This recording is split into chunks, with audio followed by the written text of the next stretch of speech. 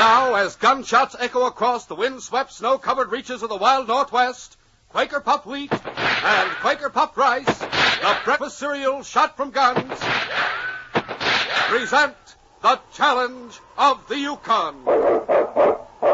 It's Yukon King, swiftest and strongest lead dog of the Northwest, blazing the trail for Sergeant Preston of the Northwest Mounted Police in his relentless pursuit of lawbreakers. On King! On, Hokies! Gold discovered in the Yukon.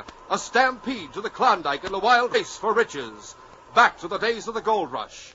With Quaker puffed wheat and Quaker puffed rice, bringing you the adventures of Sergeant Preston and his wonder dog Yukon King as they meet the challenge of the Yukon.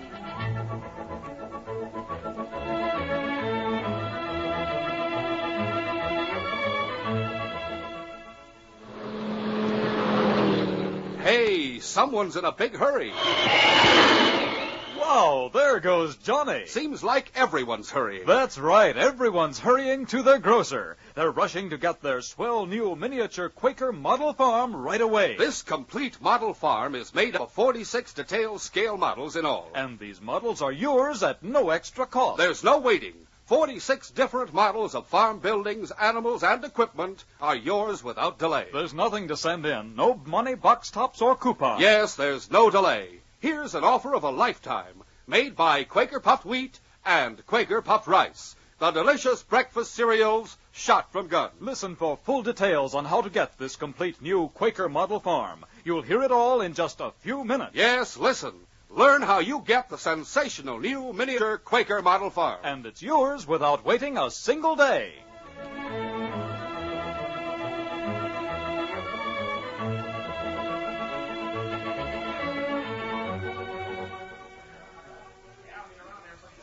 Bert Marshall threaded his way through the crowded city room of the San Francisco Chronicle to his wife's desk.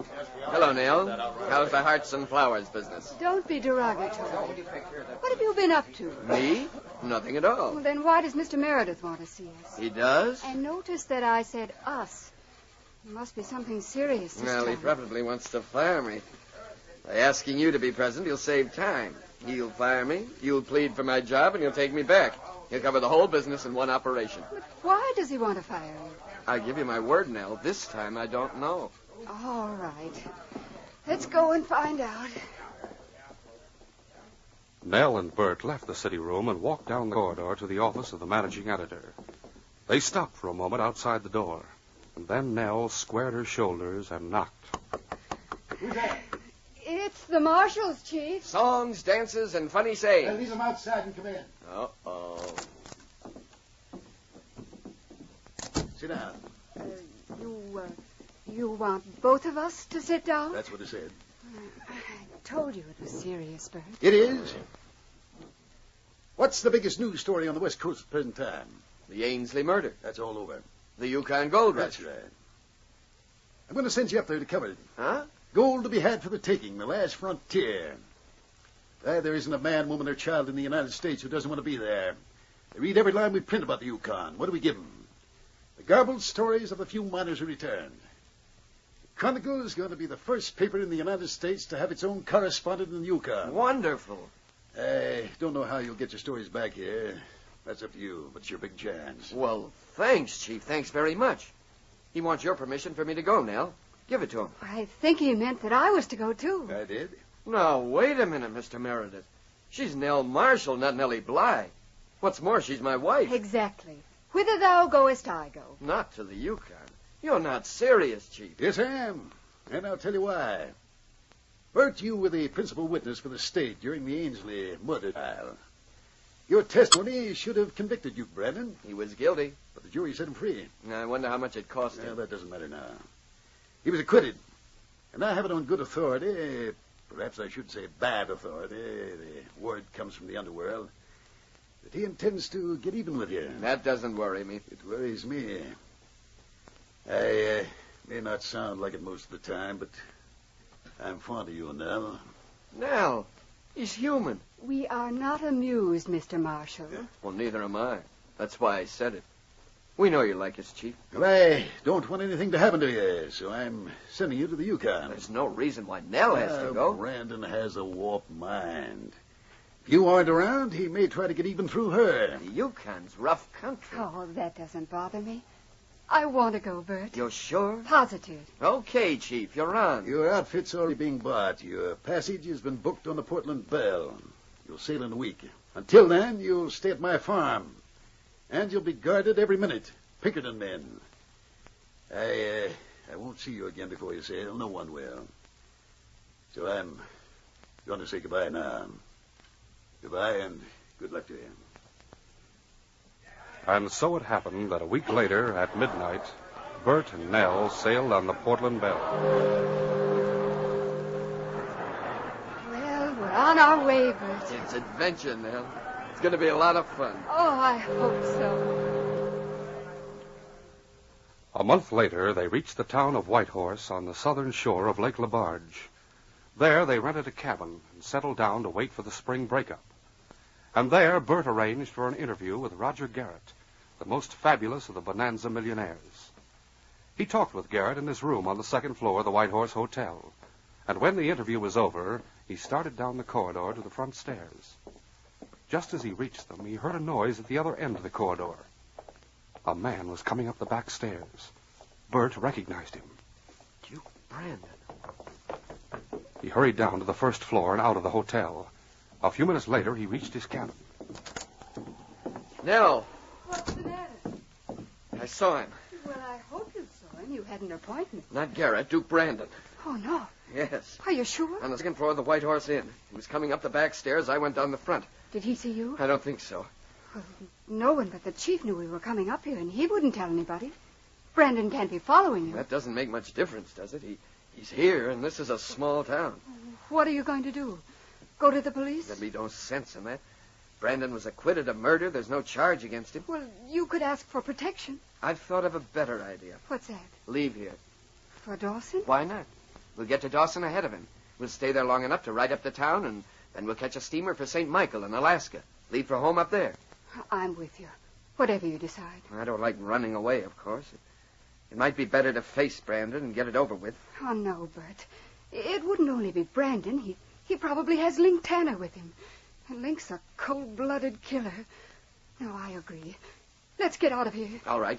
I'll write up this interview with Garrett, then we'll leave all our stuff at the post office for the next mail sled to pick up. And I'll write to the chief and tell him what we're planning to do. Good idea. We can leave town tonight.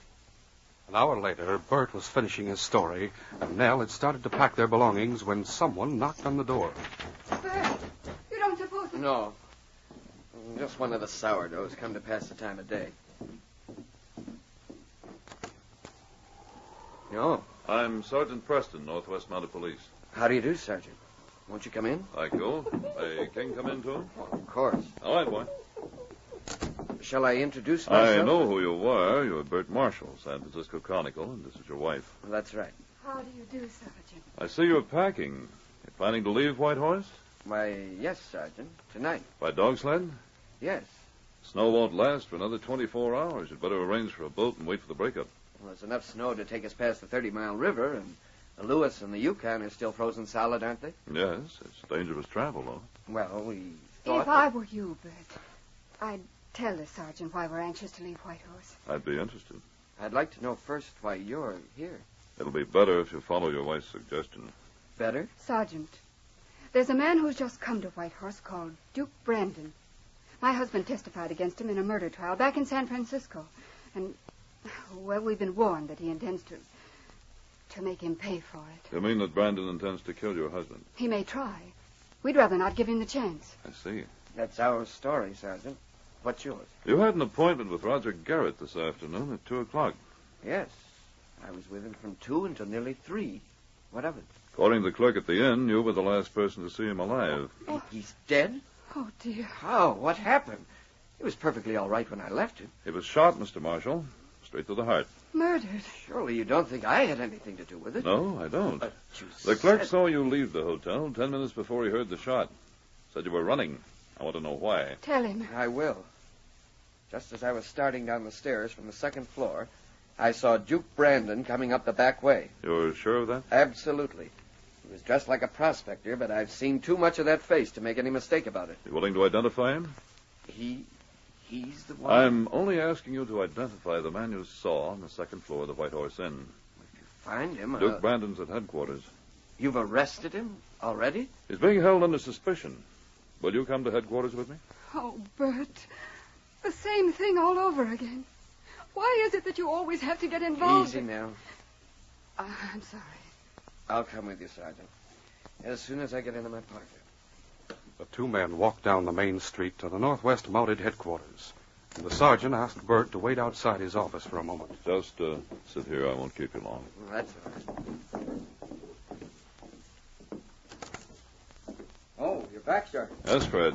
Brought Marshall with me. I want to see Brandon. He's in the next room. All right, Brandon, this way. I hope you've come to your senses.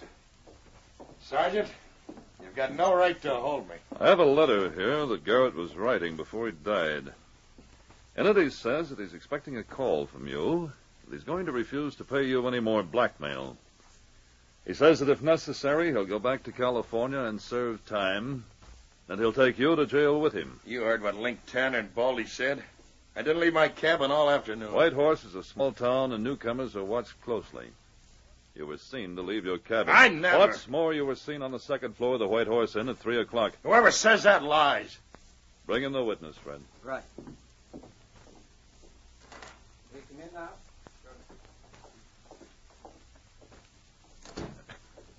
Bert Marshall.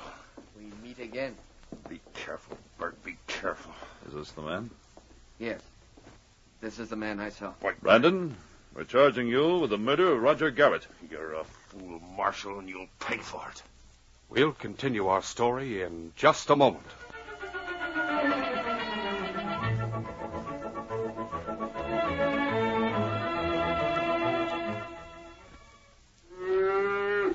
That's Bossy the cow.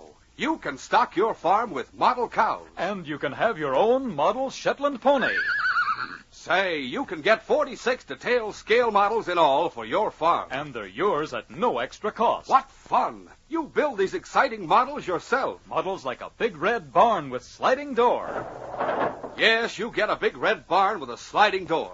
To say nothing of a windmill that turns. Man, oh man, these models are skillfully designed. Think of it, doors and windows of buildings open and close. You get important farm equipment, too, like a tractor. You get everything. Farmhouse itself, a hired man's house, hen house, cattle shed, and even a roadside stand. What's more, all this doesn't cost you a single extra penny. Here's all you do to get these exciting models. Hurry to your grocer. Ask for special new packages of Quaker puffed rice and Quaker puffed wheat. Yes, every model comes on new packages of the delicious breakfast cereals shot from guns. That's Quaker puffed rice and Quaker puffed wheat. There are 8 different packages in all. And you get as many as 6 different models on a single package. What's more, every package has at least 2 or more models of farm animals. And talk about fun. All models are easy to build. They're pre-cut and scored. No paste or glue is necessary. And models stand by themselves. They're a gold mine of fun, games, and excitement. Act fast. Be first to own a complete Quaker model farm. There's no waiting, nothing to send in, no money, box tops, or coupons. Remember, these models come only on new packages of Quaker puffed rice and Quaker puffed wheat. And different models come on 8 different packages. They're waiting for you right now on your grocer's shelves. Yes, your grocer now has them. Ask for Quaker puffed rice and Quaker puffed wheat. Hurry, there's no delay. Start building your Quaker model farm right away.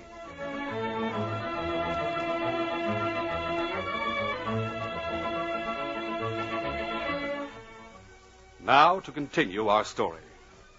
Supper was on the table when Bert returned from headquarters.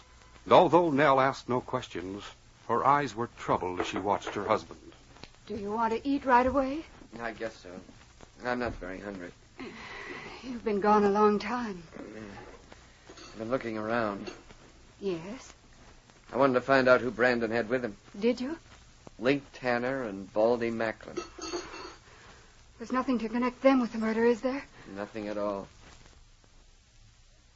Then they're free to do anything they want to. What can they do? Oh, I keep thinking of Link's face. Those cold gray eyes, that hard jaw and twisted mouth. Another murder won't help Duke any. We're safe enough, Nell. Forget about it. It was impossible for either Bert or Nell to forget about Link Tanner. But nothing more was said about him that evening. They went to bed at 10 o'clock. At midnight, Nell woke up. The cabin was silent. She was unable to hear anything, and still there had been something. What was it that had awakened her? A scratching noise. Bert. What? Bert. Are you sure you bolted the door? Of course. It isn't much of a bolt. And that hole for the latch string. Somebody could reach through it with a piece of wire. If anybody did that, we'd hear them. I did hear something. At that moment, a cold breath of air touched their faces. The door was opening. Bert! There's a lamp on the table. Light it, Baldy. Yeah. Who's there? Stay right where you are. I can see you playing. You're covered. Do as he says, Bert. Yeah, there's your lamp. Link Tanner. Yeah. Now get in your clothes. You and the missus. Hurry up. Link watched Bert and Nell as they dressed. The gun held limply in his right hand. A twisted smile on his lips. You need your pockets, too. What's this all about? Now, don't ask questions. It'll waste time. Put on your parka. And sit down at the table and write what I tell you. I refuse. Shall I have Baldy beat him up, Mrs. Marshall? No. Go on, Bert. All right. Take all the junk outside and load it on her sled, Baldy. Harness the team, too? Yeah, dry bars are running back. Okay. Now write this, Bert. I didn't tell the truth. I only said what I did. You want me to write word for word? Yeah. I only said what I did so as to get Duke Brandon in trouble. But I can't witness against him. You got that? Yes. Sign your name. There. Yeah, that's it. Where are you going to take us? You're going all the way to Alaska with Baldy and me. Yeah, this is okay. Nell screamed as Link brought the butt of his gun down on Bert's head. The gunman turned to her. Now it's your turn, sister. No! Load one of them on each sled, Baldy. I'll keep watch out in front. It was a quarter of a mile to the sergeant's cabin, and King was sleeping in the run out in back with the rest of the team. It may have been that he actually heard Nell scream, or it may have simply been another instance of uncanny ability to scent danger. At any rate, he woke up, a growl deep in his throat. His ruff stiffened, and he raised his nose into the air. He howled. And from the distance came an answer. Then, without any further hesitation, he leaped for the top of the fence and scrambled over. King started down the street toward the Marshall cabin. When he reached it, he lay down in the shadows at the rear of the cabin next door. He saw Baldy carry the unconscious body of Nell out and put her on a sled, and then cover her with a bearskin robe. Then he carried Bert out and put him on another sled. All set, Link. King turned and ran back to his master's cabin, where he scratched on the door. What is it, King? Something wrong? King ran a few feet down the street and then stopped and looked back at the sergeant, inviting him to follow. All right, boy, I'll get into some clothes. It only took the sergeant 5 minutes to dress, and another 5 to reach the Marshall cabin. But by that time it was dark and there was no one around. King led the sergeant to the back and barked at the sled tracks in the snow. They've gone, King? We'll make sure, fella.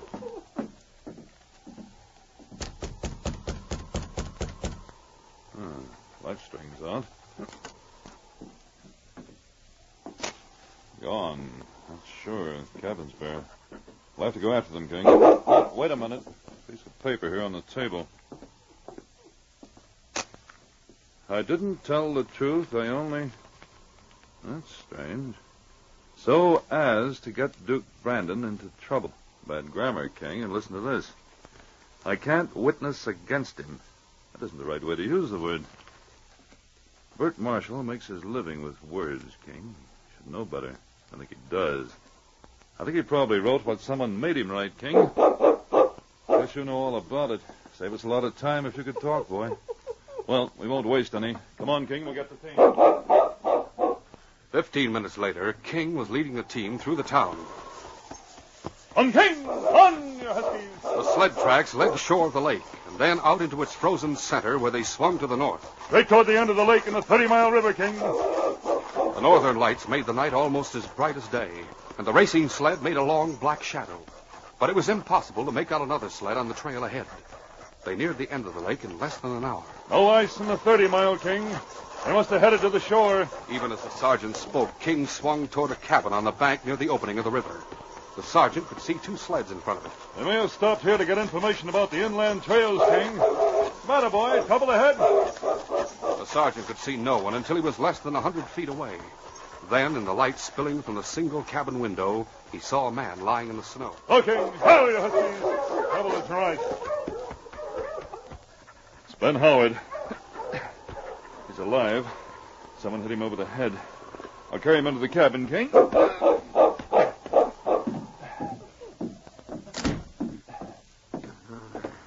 There.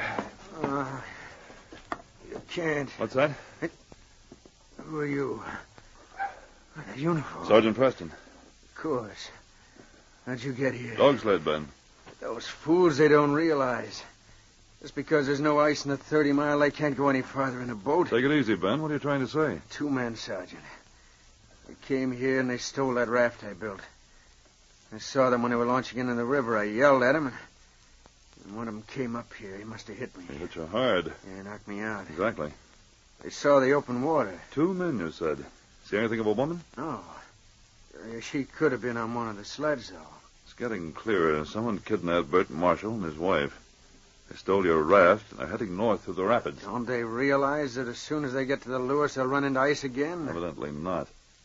You have a canoe, don't you? In back of the cabin. Can I borrow it? Why, sure. Thanks. I'll get your raft back for you. Good. One, King. Just as the sun was rising, the sergeant launched the canoe into the turbulent waters of the 30-mile river. The stream was dangerous, for though the water flowed green through the deeper channels, there were countless shoals where it boiled white, and even where it was deep enough for safety, great black rocks rose above the surface. The current shot the tiny craft downstream, and the sergeant called on all the resources of his perfectly coordinated muscles to control its course.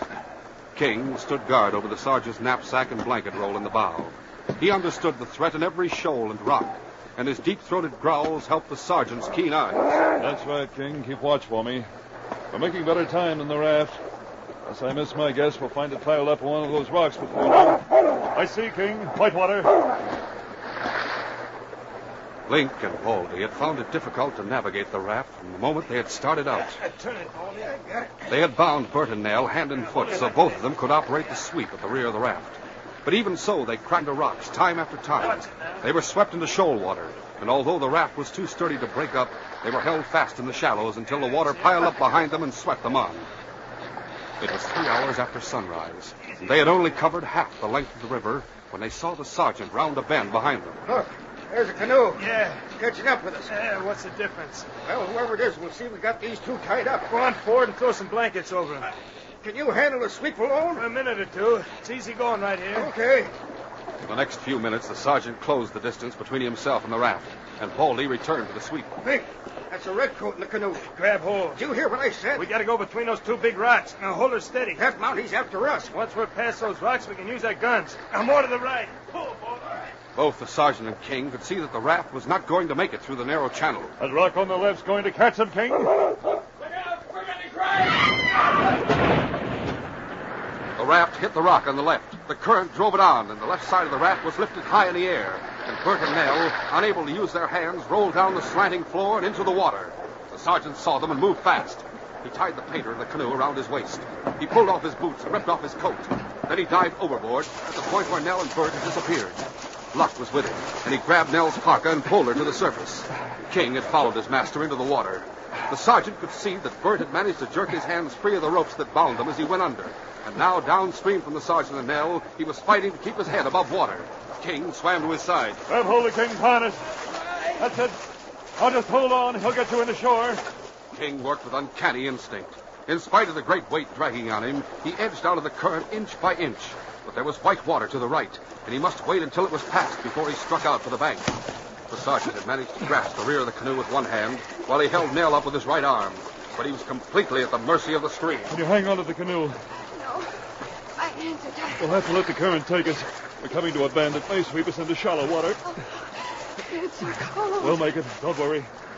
It was a grueling experience. The icy water chilled them to the bone, and Nell lost consciousness. The sergeant's arm, supporting her dead weight, seemed to lose all feeling. But at the bend in the river, he kicked desperately toward the shore, and suddenly he felt solid ground beneath his feet. To stand erect was a different matter, with the current battering against him.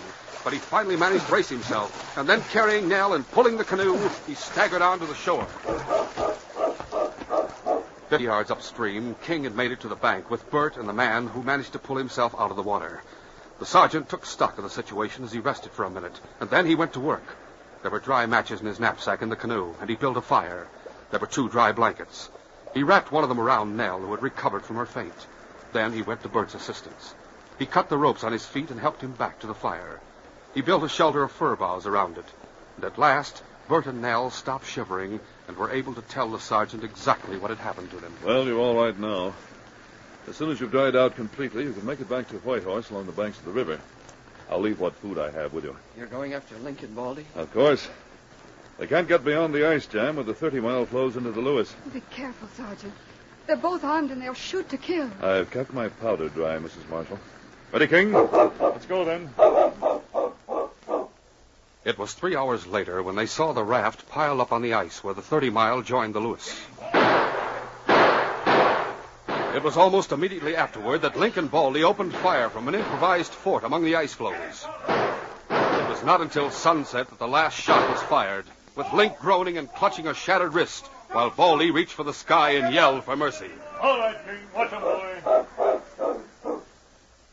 It was the following morning when they joined Duke Brandon in jail. And it was only 1 week later that Duke was sentenced for the murder of Roger Garrett. You've been found guilty by a jury of your peers. I sentence you to pay the full penalty for your crimes. May God have mercy on your soul. No, you can't do this. It's only what he deserves. The end of another trail, King. Bert, you and Nell will be safe now. This case is closed.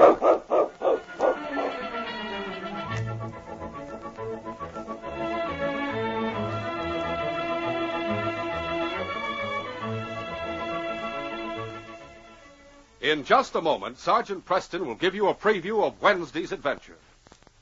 Fellas and girls, get a move on. Shake a leg. Hurry to your grocer. Ask for special new model farm packages of Quaker puffed rice and Quaker puffed wheat. Remember, there are 8 different new packages. And you get as many as 6 different exciting models of farm buildings, farm equipment, and farm animals on a single package. There's no waiting, no extra cost. So get a move on. Get in on the fun. Start building yourself a swell model farm without delay. Remember, 46 keen detailed scale models are yours. Get them now at your grocer's. They're yours for the asking when you ask for delicious Quaker puffed rice and Quaker puffed wheat. These radio dramas, a feature of the Challenge of the Yukon Incorporated, are created and produced by George W. Trendle, directed by Fred Flowerday, and supervised by Charles D. Livingston. The part of Sergeant Preston is played by Paul Sutton. They are brought to you every Monday, Wednesday, and Friday at this same time by Quaker puffed wheat and Quaker puffed rice, the breakfast cereal shot from guns. Listen Wednesday when Sergeant Preston and Yukon King meet the challenge of the Yukon in the case of Jimmy's birthday cake. Jimmy was all ready to light 6 candles on his birthday cake when things began to happen. There was an explosion, a robbery, and a murder. King and I had a mighty exciting time and a narrow escape from death. Be sure to hear this exciting adventure Wednesday. Till then, this is J. Michael wishing you goodbye, good luck, and good health from Quaker puffed wheat and Quaker puffed rice. So long.